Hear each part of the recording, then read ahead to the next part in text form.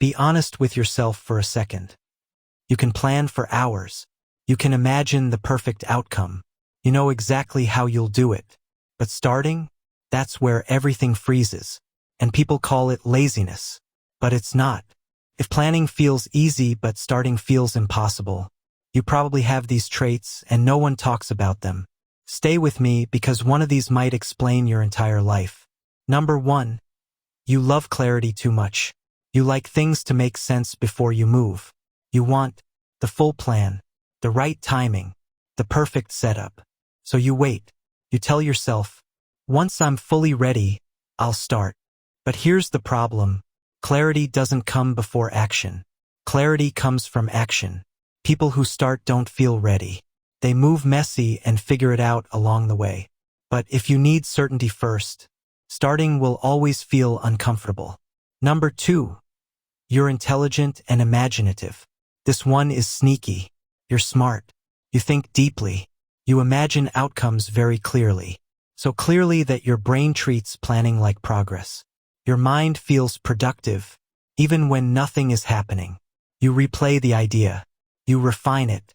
You perfect it. And your brain says, good job.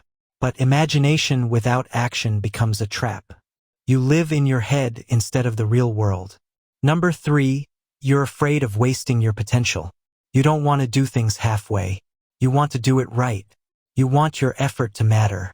So starting feels risky, because once you start, you might fail. You might look average. You might discover you're not as good as you hoped. So you delay, not because you don't care, but because you care too much. Ironically, trying to protect your potential is what keeps it unused. Number 4, you associate starting with pressure.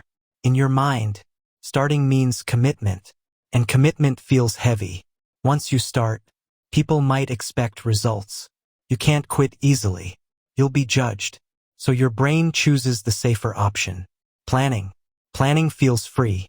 Starting feels like a contract. But growth only happens when you allow yourself to start badly, without promising perfection. Number 5, you're a perfectionist in disguise. You may not call yourself a perfectionist, but look closer. You wait for the perfect mood, the perfect energy, the perfect version of yourself. That's perfectionism, just dressed as preparation. Perfectionism doesn't push you to start, convinces you to wait, and waiting feels responsible until years pass.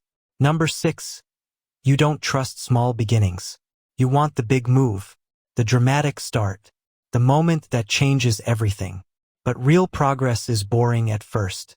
It looks like 5 minutes of effort, one messy attempt, a weak first version. If you don't respect small starts, you'll always wait for a big one, and big ones rarely come. Number 7, the shift that changes everything. Here's the mindset shift that helps. Stop asking, how do I do this perfectly? Start asking, what's the smallest version I can start today? Not finish, not master, just start.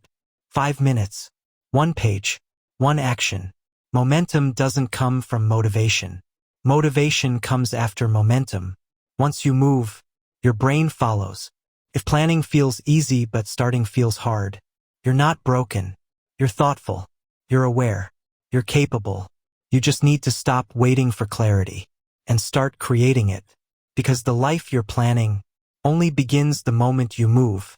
If you have any of these traits, drop it in the comments. I will see you on the next one.